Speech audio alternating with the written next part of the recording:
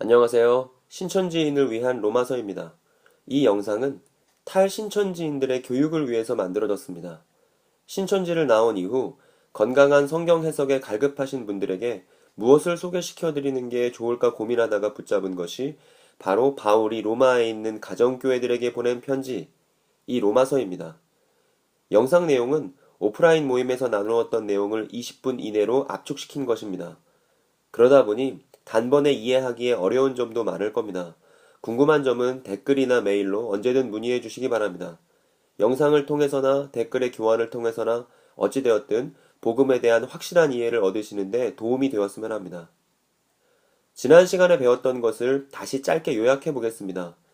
우리는 로마서 5장에서 아담성과 메시아성에 대해서 배웠습니다. 모든 사람들이 이 아담적 본성의 노예가 되었고 그 결과 죽음 아래 포로가 되었습니다. 그런데 하나님은 바로 이 아담성의 문제에서부터 사람들을 출애굽시키셨습니다. 바로 어린 양 메시아 예수를 통해서 말입니다. 그리고 6장에 가면 바울은 세례에 대해서 말합니다. 죽음이 다스리는 비뚤어짐의 포로에서부터 벗어나 세례를 받은 사람들은 마치 홍해를 통해 이집트와 분리된 언약 백성처럼 비뚤어짐으로부터 분리된 것입니다. 메시아 예수의 구원은 바벨론 교회로부터의 출애굽이 아니라 이 죄, 비뚤어진 아담적 본성에서부터의 출애굽인 것입니다. 그리고 우리는 7장에서 하나님께서 율법을 왜 주신 것인가의 문제를 다루었습니다. 율법, 즉 토라는 자신이 비뚤어졌다는 것을 깨닫게 하기 위해서 그리고 아담성의 문제를 극대화시켜 단번에 해결하시기 위해서 하나님께서 사용하신 신비로운 방법이었습니다. 그리고 이 5장에서부터 오늘 다룰 8장까지의 내용이 로마서 전체 내용의 두 번째 토막입니다. 주제는 그림에서 보시는 것처럼 예수의 출애굽입니다. 이 두 번째 토막 내용은 예수의 출애굽에 대해서 다루고 있습니다. 바울은 출애굽 순서에 따라 로마서를 기록하고 있음도 이 그림을 통해서 알 수 있습니다. 그럼 로마서 8장에서 바울은 어떠한 내용을 다루게 될까요? 비뚤어짐의 왕국으로부터 구출된 언약 백성의 길을 인도하는 것이 있습니다. 바로 하나님의 구름기둥, 성령입니다. 의심의 여지 없이 이제 메시아 예수 안에 있는 자에게는 유죄 판결이 결코 없습니다. 왜냐하면 메시아 예수 안에서 삶 속에서 성령으로 이루어지는 토라가 당신을 비뚤어짐과 죽음의 토라에서 해방시켰기 때문입니다. 유죄 판결이 없다는 얘기는 이미 4장에서 밝혔던 내용입니다. 의의 산정은 최후의 심판에서 옳은 사람으로 인정받게 된다는 선언이었습니다. 그리고 이 선언은 하나님께서 우리 가운데 새로이 창조해 주신 신실함을 근거로 얻습니다. 그리고 이러한 선언이 가능했던 것은 비뚤어짐의 노예로 아담성과 하나 되었던 사람들 대신에 메시아 예수께서 처벌받으셨기 때문입니다. 그래서 이제 메시아 예수 안에 있는 자에게는 유죄 판결이 결코 없습니다.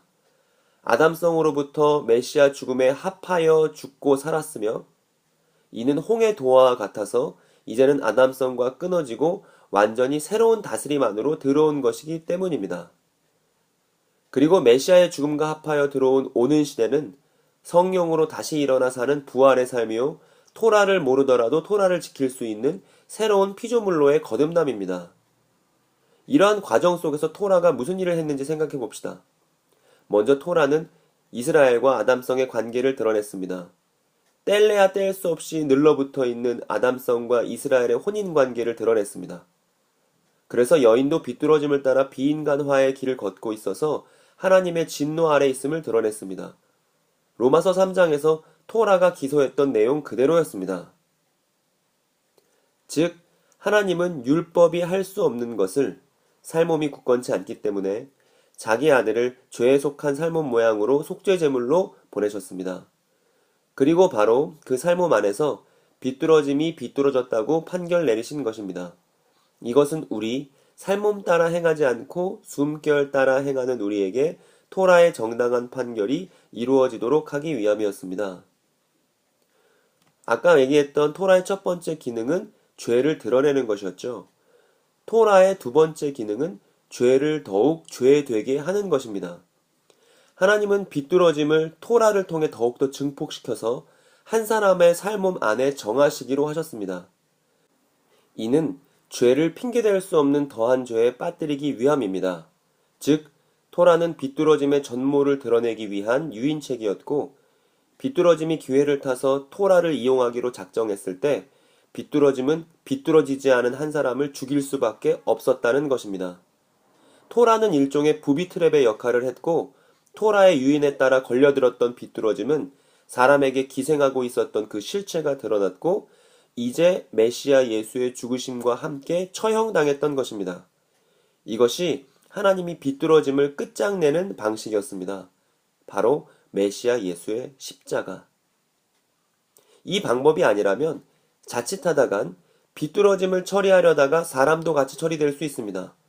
그러나 토라를 주시고 그 토라를 통해서 진행하신 하나님의 방법 안에서 하나로 딱 붙어 있는 줄만 알았던 죄와 사람이 예리하게 분리되었고, 하나님 아들의 죽음은 사람은 건져내되 비뚤어짐은 끝장내는 섬세하지만 충격적인 방법으로 사탄에게 심대한 타격을 입혔습니다. 그 십자가 위에서 비뚤어짐이 비뚤어졌어 라고 판결 내리신 것입니다. 즉, 비뚤어지지 않은 예수를 죽일 수밖에 없는 비뚤어짐이 정말 비뚤어졌다는 사실이 백일하에 드러난 것입니다. 골고다 언덕에 살몬 모양으로 매달린 하나님의 아들이 사탄의 머리를 박살내는 여자의 후손이었던 것입니다. 또한 바울이 이 십자가 사건이 속죄 제사였다는 사실도 언급합니다. 속죄 제사는 고의로 저지르지 않은 죄에 대한 용서를 선언합니다.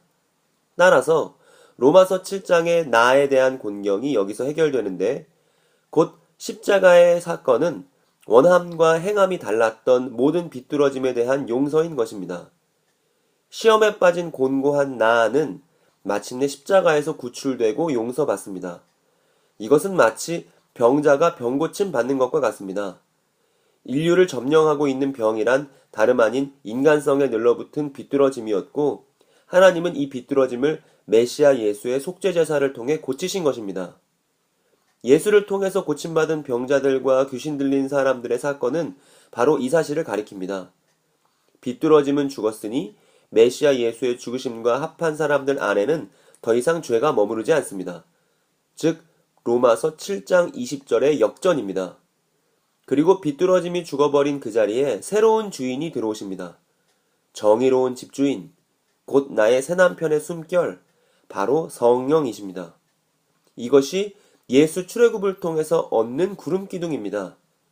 바로 비뚤어짐으로부터 출애굽해서 새로운 인도를 받는 삶입니다. 따라서 비뚤어짐에 대해 유죄 판결을 내렸던 토라는 이 새로운 사람들에게 더 이상 유죄 판결을 내릴 수가 없게 되었습니다. 왜냐하면 그들은 비뚤어지지 않고 올바르기 때문입니다. 살몸을 따르는 자들은 살몸에 속한 것을 생각하고 하나님의 숨을 따르는 자들은 그 숨의 일을 생각하기 때문입니다. 살몸의 생각은 죽음이요 하나님 숨 생각은 삶과 평화이기 때문입니다. 왜냐하면 살몸의 생각은 하나님과 맞서게 되니 하나님의 법 아래 조화로이 있으려 하지 않으며 그렇게 할 수도 없기 때문입니다. 그래서 살몸 안에 있는 자들은 하나님을 기쁘시게 할 수 없습니다. 이렇게 새로운 두 부류의 사람들이 생겨납니다. 토라를 지키는 행위에 따라서 사람을 나누는 게 아니고 무엇을 따르느냐에 따라서 사람이 둘로 나뉩니다. 이것은 로마서 5장의 두 차원과 일치합니다. 한쪽은 살몸을 따르는 자들입니다. 이들은 살몸에 속한 것을 생각합니다. 그 생각이란 죽음이요, 하나님과 맞섬이요, 하나님의 법에 대한 흘려들음입니다. 그들은 하나님을 자랑할 수도 그분의 기쁨이 될 수도 없습니다.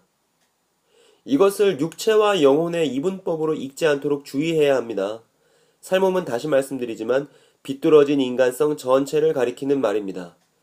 이렇게 읽어야 새로운 사람들이 누구인지도 제대로 규명됩니다. 여기 새로운 사람들이 있습니다. 이 사람들이 바울이 군데군데 언급한 기이한 사람들입니다. 이들은 살몸이 아니라 숨의 사람들이고 삶과 평화를 생각합니다. 이들은 하나님과 맞서지 않고 메시아 예수를 통해 하나님과 화해한 사람들입니다.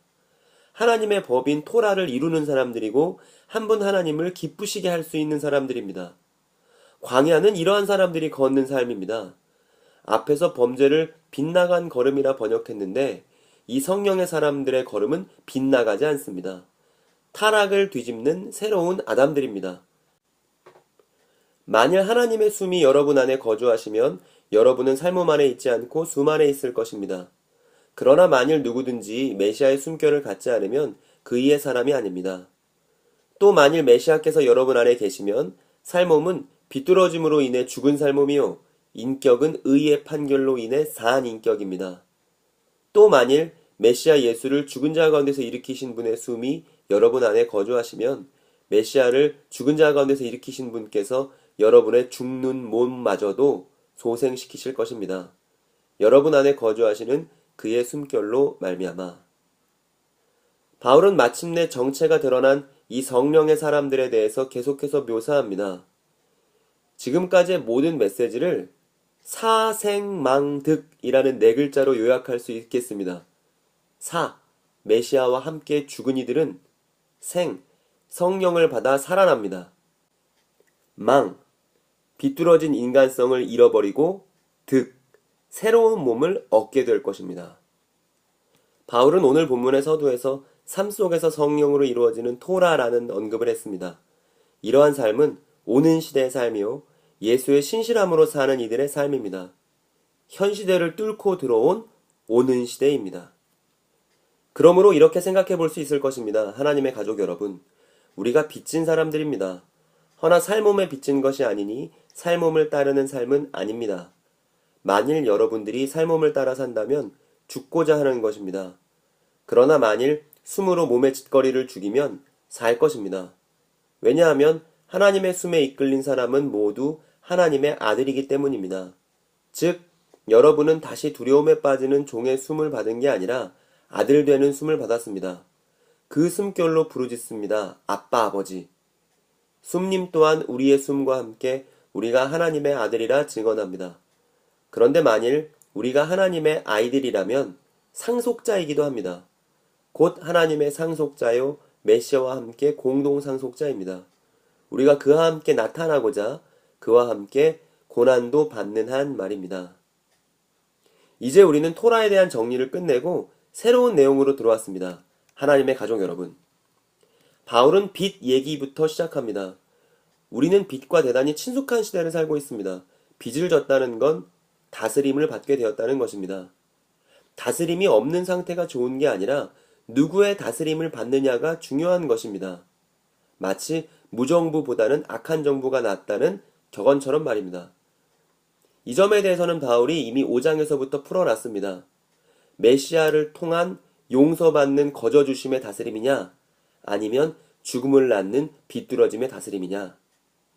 그런데 이번엔 바울이 이 다스림들을 다른 용어를 통해서 설명합니다. 한쪽은 삶음이고 다른 한쪽은 숨입니다. 이것을 다시금 육체와 영혼이라고 읽어서는 안 됩니다. 육체가 영혼보다 덜 중요하다고 생각하는 것은 바울의 생각과는 거리가 먼 것입니다. 바울은 우리가 살몸에 빚지지 않다고 말합니다. 여기서 살몸은 다시 말씀드리지만 비뚤어진 인간성, 아담적 본성입니다. 이 아담성은 이집트의 파라오와 같습니다. 우리는 홍해를 건너왔기 때문에 더 이상 파라오는 우리를 다스릴 권한이 없습니다.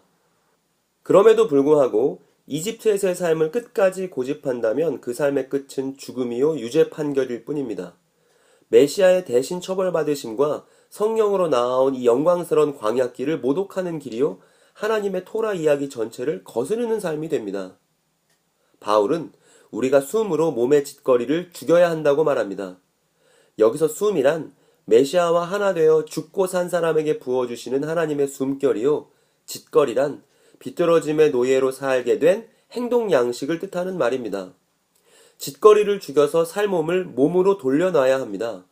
비뚤어진 것을 곧게 해야 합니다. 이것이 성령과 함께 우리가 이 땅에서 살면서 이뤄야 할 내용입니다. 다시 말해 구원, 참 인간다움, 새로운 아담됨, 아들됨입니다. 바울은 하나님의 숨에 이끌린 사람들에 대해 말합니다. 이들은 마치 어린 양의 피를 발라 이집트를 탈출한, 그렇게 홍해를 건너서 마침내 광야로 나아온, 구름 기둥에 이끌려 비뚤어짐의 생활을 청산하는 언약 백성 이스라엘입니다. 구름 기둥은 성령입니다.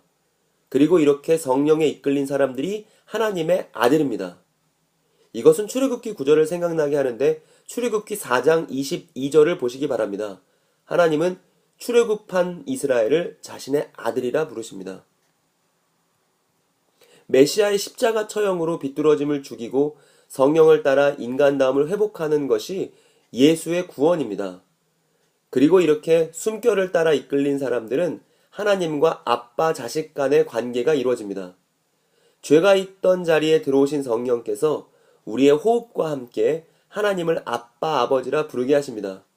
그럼 우리도 하나님의 아들, 딸입니다. 그래서 예수께서 말씀하신 대로 성령은 새로운 출생입니다. 거듭남입니다. 유죄 판결의 죄인들이 하나님의 아들, 딸로 입양되어 새롭게 사는 것입니다. 또한 아들은 상속자입니다. 여기 아들이라고 자꾸 말한다고 해서 여자들은 배제되는 게 아닙니다. 숨 쉬는 모든 사람은 지위고와 남녀노소를 막론하고 다 하나님의 아들, 자녀입니다. 그런데 자녀들이 만약에 상속자라면 이 상속자들이 상속받는 것은 무엇일까요? 그런데 바울은 상속받는 것에 대해 말하기 전에 먼저 고난을 언급합니다. 우리가 따져보니 지금 이때의 고난은 우리에게 곧 정체를 드러낼 그 영광과 비교할 가치도 없습니다. 왜냐하면 창조세계에 간절히 고대하는 바는 하나님의 아들들의 나타남을 누리는 것이기 때문입니다. 즉 창조세계가 허무함에 굴복하는 것은 제 뜻이 그러한 게 아니라 오히려 굴복하게 하시는 이의 소망 때문인데 그 소망은 바로 창조세계가 썩어짐의 종노릇에서 풀려나 하나님의 아이들 나타날 때의 자유에 이르는 것입니다. 여기에 따져본다는 말은 앞에서 산정이라 번역했던 바로 그 단어입니다. 즉 하나님께서 우리를 의롭다 산정하시듯 우리도 우리 스스로에 대해서 다음과 같이 생각해야 된다는 말입니다. 에클레시아의 지금 이때는 고난이 있습니다. 그리고 미래에는 곧 정체를 드러낼 영광이 있습니다. 그리고 비교할 가치도 없을 만큼 영광이 고난보다 큽니다. 우리는 이 영광이란 단어에 대해서 배웠는데 바로 뚜렷이 드러남입니다. 즉 고난 속에 무언가 드러난다는 말입니다. 무엇이 드러나나요? 바로 하나님의 아들들 나타남입니다. 이것을 창조세계 전체가 간절히 고대하고 있다고 바울은 말합니다. 여기서 제가 창조세계라고 번역한 말은 개역 한글은 피조물로 되어 있습니다. 그런데 이 본문에선 창조세계라 보는 게 좋겠습니다. 왜냐하면 비뚤어짐과 죽음의 종노릇하고 있는 이 창조세계의 문제가 하나님에 의해서 결국 해결될 것이고 그 하나님의 방법이 바로 하나님의 아들들이기 때문입니다. 이 아들들을 바로 이스라엘이라 부릅니다. 이스라엘을 통해 하나님의 약속이 이어집니다. 그리고 참 이스라엘은 신실한 사람들입니다. 바울이 로마서 3장에서 유대인들의 실패에도 불구하고 하나님의 약속이 이루어질 것이라 확언했던 이유는 신실한 사람을 통해 하나님의 창조 세계가 구원받을 것이기 때문입니다. 이렇게 하나님께서 아브라함에게 하신 약속이 이루어집니다. 타락이 뒤집힙니다. 본문에 지금 이 창조세계 전체가 죽음이라는 허무함에 굴복하는 것은 제 뜻이 아닙니다 라고 되어 있습니다. 이상하게도 인간은 알면서도 그 아는 것을 실천할 수 없습니다. 이것이 비뚤어짐의 정체라고 토라가 드러냈죠. 생각도 실천도 비뚤어져서 비뚤어짐과 사람을 분리하지 못한 채 누군가를 죽이는 것으로 문제를 해결할 수 있을 것이라 생각하는 사람들도 있습니다. 예컨대 인종 청소를 생각해 보시기 바랍니다. 언약 백성이라 자랑하던 유대인들이 그러했습니다. 그들은 어느 한 인종 정도가 아니라 자신들을 제외한 모든 민족들에 대한 경멸을 일상처럼 살았습니다. 그러나 이게 유대인만의 문제겠습니까? 창조세계 전체의 문제입니다.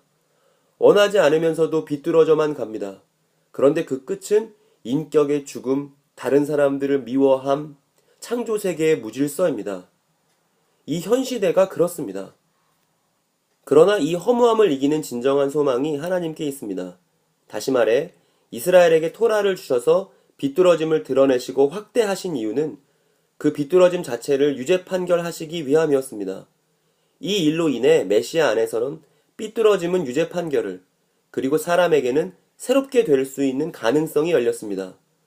마침내 하나님의 소망이 드러났고 창조세계 전체는 하나님과 같은 소망을 품을 수 있게 된 것입니다.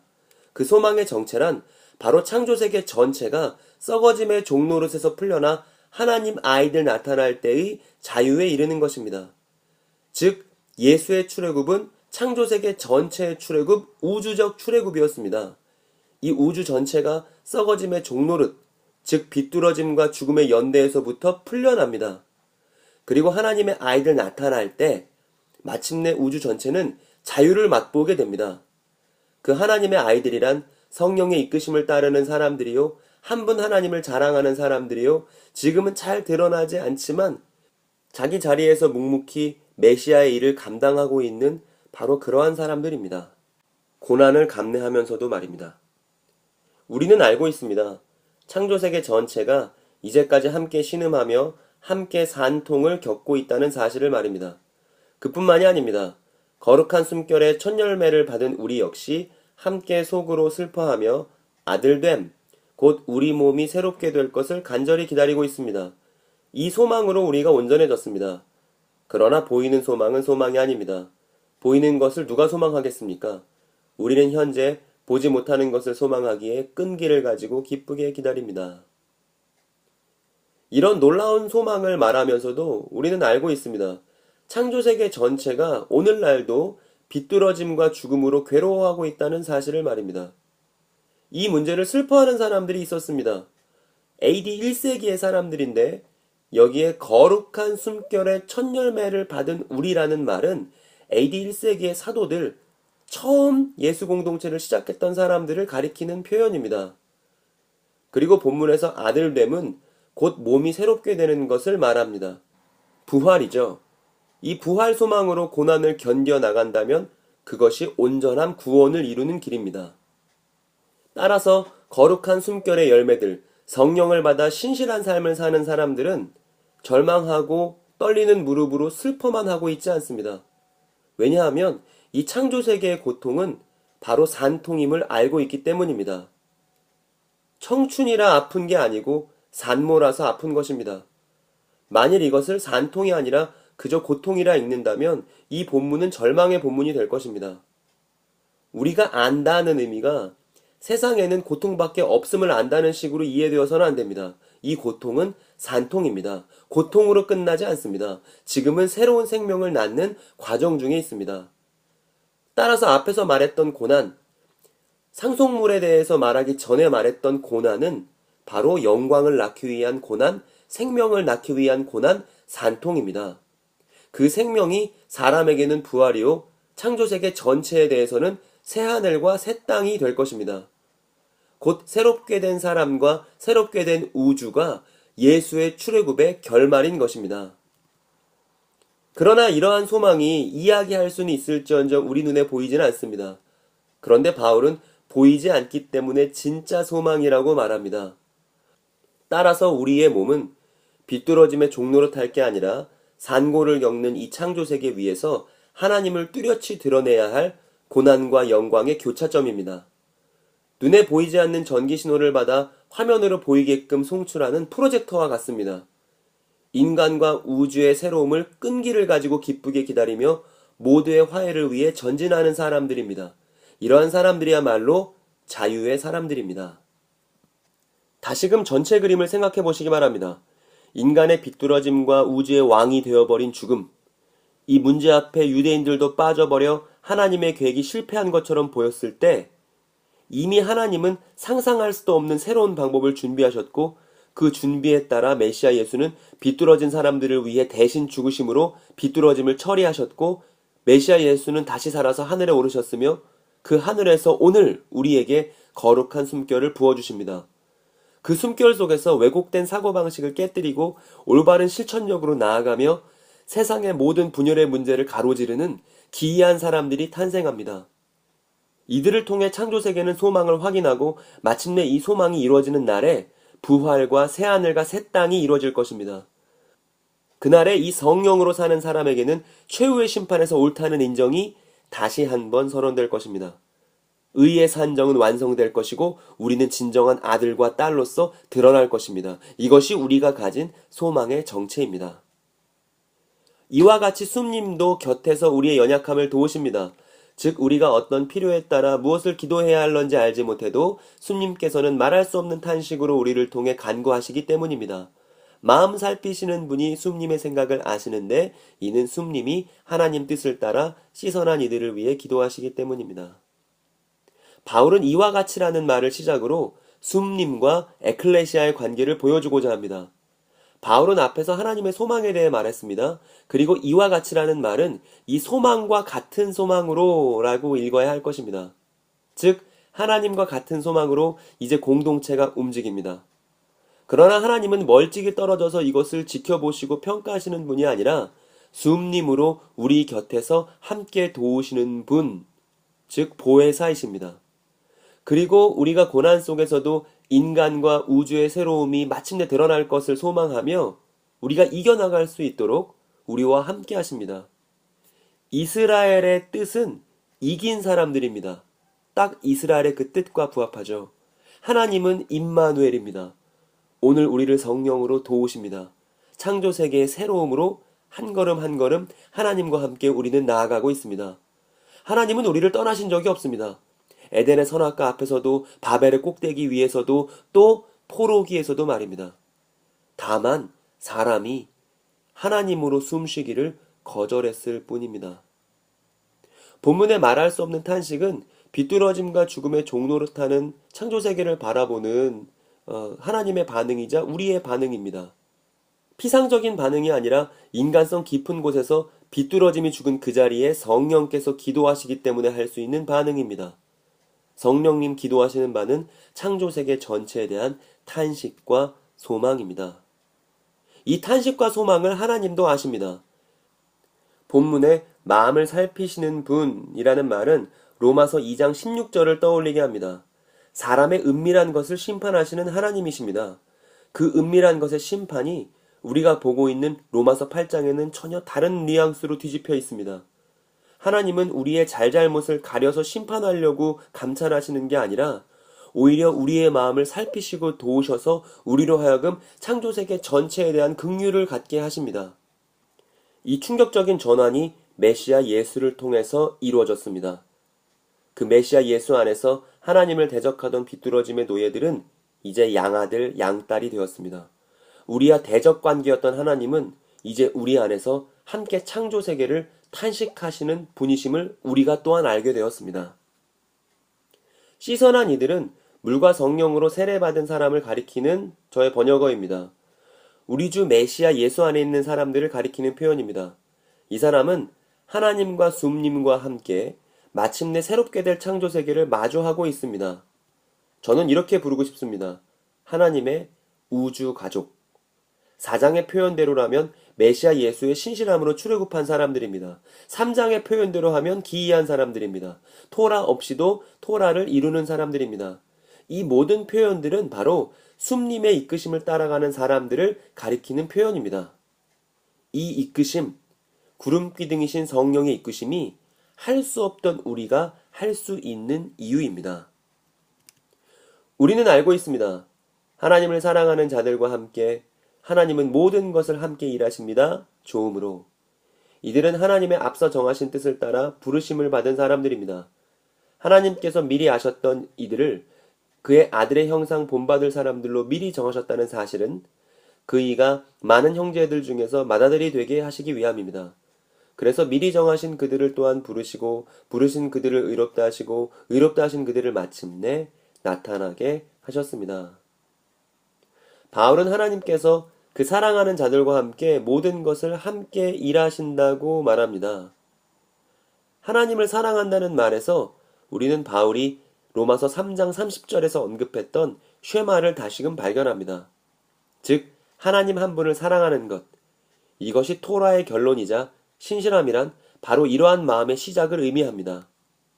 그리고 이 쉐마의 사람들이 하는 일은 소망을 이루는 일입니다. 하나님과 사람이 같은 소망 안에 사랑으로 연결되어서 그 소망을 이루기 위해 함께 일합니다. 그러니 우리의 모든 일도 이 소망 안에서 생각하고 실천해야 합니다. 그저 나 하나 어떻게 될까? 나는 뭘까? 이런 고민은 너무 작디 작아서 이 소망에 어울리지 않는 것 같습니다. 하나님과 같은 소망 안에서 하는 일들은 반드시 이루어질 것입니다. 바로 창조 세계의 조음으로 말입니다. 바울은 이 조음이라는 단어를 썼는데 이 단어는 창조 이야기에 등장하는 단어입니다. 그리고 형상이라는 단어도 창조 이야기에 등장하는 것이죠. 하나님이 보시기에 좋았던 인간성. 즉, 우리가 앞에서 말했던 내용들은 모두 창조를 새롭게 이루는 하나님의 방법이었습니다. 타락의 처참함은 사실 하나님의 새 창조의 계획 안에 있었고 그 안에서 새롭게 되고 있습니다. 그리고 완성될 것입니다. 그리고 이 계획의 핵심은 메시아를 통해서 새로운 사람들이 나타나는 것입니다. 이것을 위해 예수께서 아브라함의 언약을 이루시는 이스라엘로서 오신 것입니다. 다시 말해 많은 사람들이 하나님의 양자로서 나타날 수 있도록 예수님께서 가장 큰 형으로서 맏아들로서 이 땅에 오신 것입니다. 우리가 봤었던 출애굽기 4장 말씀과도 공명하는 부분이네요. 그 메시아를 통해서 메시아의 사람들이 탄생하는 과정에 대해서 바울은 다음과 같이 요약합니다. 미리 정하신 그들을 또한 부르시고 부르신 그들을 의롭다 하시고 의롭다 하신 그들을 마침내 나타나게 하셨습니다. 그들이 나타난 이유는 상속 때문입니다. 그리고 상속 앞에는 고난이 있습니다. 메시아와 공동상속자는 상속을 위해 고난받기 위해 나타난 사람들이고 그들의 고난의 이유는 창조세계 전체가 하나님 보시기에 좋도록 구원받는 것입니다. 즉 이 사람들은 여자, 새로운 창조세계를 출산하는 산통을 함께 겪는 여자와 같습니다. 이제 우리는 로마서의 두 번째 토막을 정리해야 합니다. 그리고 이 시점에서 우리는 로마서 두 번째 토막이 시작되었던 5장으로 돌아가서 로마서 8장 31절부터 39절의 결론이 로마서 5장 1절에서부터 11절에 시작된 사유의 연장선이라는 것, 서로 잘 들어맞게 연결된다는 사실을 확인해 보고자 합니다. 로마서 8장 31절부터 39절을 읽어볼게요. 그러니 이 일을 마주하며 우리가 무슨 말을 하겠습니까? 만일 하나님이 우리를 위에 두시면 누가 우리를 아래 두겠습니까? 자기 아들을 아끼지 않으시고 우리 모두를 위하여 내어주신 분이 어찌 그 아들과 함께 모든 것을 우리에게 거저주지 않으시겠습니까? 바울은 지금까지 이야기를 정리하며 다음과 같이 묻습니다. 이 일을 맞이하며 우리가 무슨 말을 하겠습니까? 여기서 이 일이란 로마서 5장에서부터 8장에 이르는 이야기입니다. 곧 메시아 예수를 통해 새롭게 이해된 토라 이야기, 하나님의 소망입니다. 이것을 제시한 뒤 바울은 네 가지 짧은 질문과 답변을 얘기합니다. 전체 내용을 정리할 수 있는 네 가지 질문과 답변이 되겠습니다. 첫 번째 질문. 만일 하나님이 우리를 위하시면 누가 우리를 짓밟겠습니까? 여기서 우리란 메시아의 신실함을 따르는 하나님의 가족, 성령으로 숨쉬어서 날마다 온전해지는 사람들, 하나님 한 분을 사랑함으로 토라를 이루는 기이한 사람들입니다. 만일 하나님께서 이 사람들을 위해서 자기의 아들을 거저 내어주셨다면 그 아들과 함께 모든 것을, 즉 창조세계 전체를 이들에게 상속해 주시지 않겠습니까? 새롭게 된 우주 전체가 이 사람들의 것이 되지 않겠습니까? 이런 얘기입니다. 두 번째 질문 이렇습니다. 누가 하나님의 선택된 사람들을 고발하겠습니까? 그들을 의롭다 하신 이는 하나님이십니다. 두 번째 질문은 법정의 그림입니다.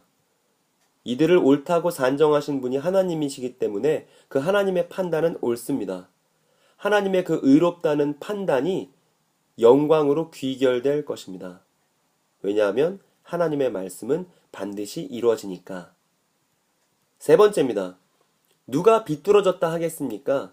메시아 예수께서 죽으셨을 뿐만 아니라 다시 살아나셨으니 그는 하나님의 우편에 계신 자요 우리를 위하여 하나님께 기도하시는 분입니다. 비뚤어졌던 이들을 의롭다 산정하실 수 있는 하나님의 판단의 이유가 바로 메시아 예수께 있습니다. 메시아 예수의 죽으심은 비뚤어짐에 대한 유죄 판결이요 그의 살아나심은 죽음을 이긴 생명의 증명이며 그의 승천은 그가 인자라는 사실의 증명이고 그의 기도는 모든 사람이 할 수 없는 것을 할 수 있게 하는 대언의 기도입니다. 그렇기 때문에 삐뚤어짐을 극복할 수 있는 가능성 속에서 정말로 죄와 싸워 이기는 사람들이 탄생한 것입니다. 누가 우리를 그리스도의 사랑으로부터 끊어놓겠습니까? 우리를 둘러싼 압박이나 죄어듦이나 폭력이나 배고픔이나 욕보임이나 위험으로 내몰림이나 칼입니까? 성경에 이렇게 기록되어 있습니다. 당신을 위하여 한낮 내내 우리가 죽임을 당합니다. 우리가 희생당할 양으로 여겨집니다. 그리고 바울의 카메라는 하나님을 비추었다가 메시아 예수를 비추었다가 이제는 고난의 한가운데 있는 공동체의 상황을 비춥니다. 그 상황은 죽임당함의 상황, 희생당할 양의 모습입니다. 그러나 오히려 우리는 이 모든 일 속에서 우리를 사랑하시는 이를 통해 압도적으로 이깁니다. 왜냐하면 내가 다음의 사실을 확신하기 때문입니다. 죽음이나 삶이나 천사들이나 권력자들이나 현실 문제나 앞으로의 문제나 할 수 있음이나 높음이나 깊음이나 다른 어떤 피조물이라도 우리를 하나님의 우리 주 메시아 예수 안에 있는 사랑으로부터 끌어놓을 수 없습니다. 어려운 상황 속에 있지만 AD 1세기 공동체는 그러한 상황 속에서 압도적으로 이길 것을 확신했습니다. 이것은 무조건 이들이 승리하고 무조건 일이 잘 풀린다는 말이 아닙니다. 여기서 압도적으로 이긴다는 말은 그들이 갖고 있는 신실함의 표현입니다. 설령은 죽더라도 아마도 믿지 않는 사람들은 그 죽음을 패배라고 생각할지 모르겠지만 그들은 죽더라도 하나님과 자신들의 승리를 포기하지 않을 사람들입니다. 그들은 그렇기 때문에 현실 속에서도 오히려 압도적으로 이길 수 있습니다. 완전히 새로운 소망을 갖고 있기 때문입니다. 그리고 그 소망은 우리 모두의 부활과 창조세계 전체의 부활입니다. 그리고 아마도 바울은 이 위대한 로마서 8장을 마무리하면서 하나님이란 단어를 구체적으로 그리고 싶었던 것 같습니다. 비뚤어진 이들을 의롭다 선언하신 아빠 하나님, 그리고 그 선언을 위해 자신을 내어놓으시는 아들 예수님, 그리고 그 비뚤어진 이들의 생각과 실천을 새롭게 하시는 성령님. 바울은 삼위일체 하나님이 고난 속의 공동체에서 늘 함께 하신다는 사실을 드러내고자 합니다. 그리고 이 모든 것을 가리켜 단 하나의 단어로 표현하는데 바로 사랑입니다. 그 무엇도 끊어놓을 수 없는 사랑. 이것이 로마서 8장의 결론이었습니다. 그리고 이제 여러분들은 로마서의 두 번째 토막이 시작되었던 5장 1절에서부터 11절로 다시 가보시기 바랍니다. 그리고 거기 있는 단어 하나하나를 우리가 지금껏 배웠던 내용을 기초로 이해해 보시기 바랍니다. 의롭다 산정하시는 하나님, 메시아 예수, 부어주시는 숨님, 이를 통해 이루어지는 사랑. 이것이 바울만의 이야기가 아니라 AD 1세기 공동체만의 이야기가 아니라 오늘 우리의 이야기이기도 하다는 사실을 로마서를 통해서 확인하셨으면 좋겠습니다.